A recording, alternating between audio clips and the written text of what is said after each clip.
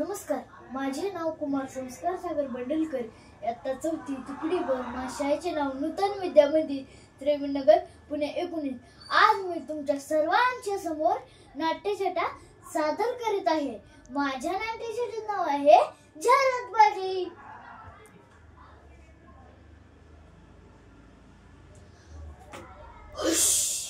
झाले एकदाचं पाठांतर बाबा, आता चला टीव्ही बघू. जाहिरात जाहिरात जाहिरात, कंटाळा नुसत्या जाहिराती पाहून. कितीही चॅनल बदला त्याच जाहिराती. काय म्हणतेस? काय वाईट आहे त्याच्यात? काय चांगले आहे ते तरी सांगा. एक जाहिरात मिळाली खरी नाही. परवाची गोष्ट, आमच्या कमलाबाई जोरजोरात भांडी घासत होत्या. मग मी त्यांना म्हणालो, असा विंबर घ्यायचा आणि असा फिरवायचा, झाली कढई स्वच्छ.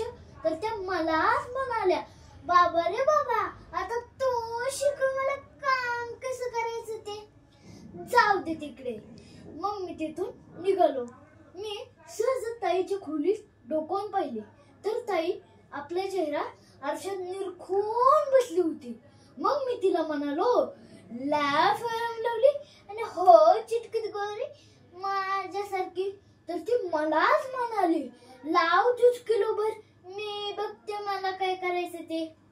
ते म्हणतात ना, ज्याचे करोई भले भले तो म्हणतो माझेच खरे. या आईला तर ना माझे काही पटत नाही.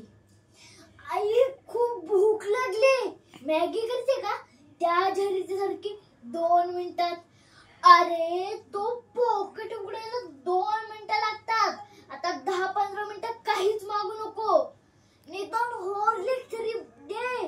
मग बघ माझी उंची कशी सरकन वाढते ते. आत्ता लक्षात आलं, मीठ तर तो अन्नपूर्णातच वापरते ना.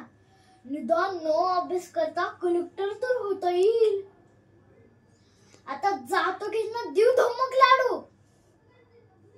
आमच्या जवळच्या कालची गोष्ट, आमच्या जवळच्या जोशी काकांना हार्ट अटॅक आला.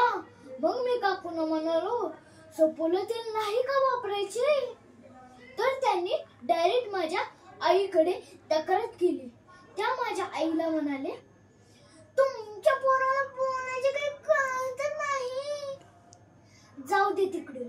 किती चांगले असतात ना त्या कंपनी. कशा कशावर काय काय फ्री देतात.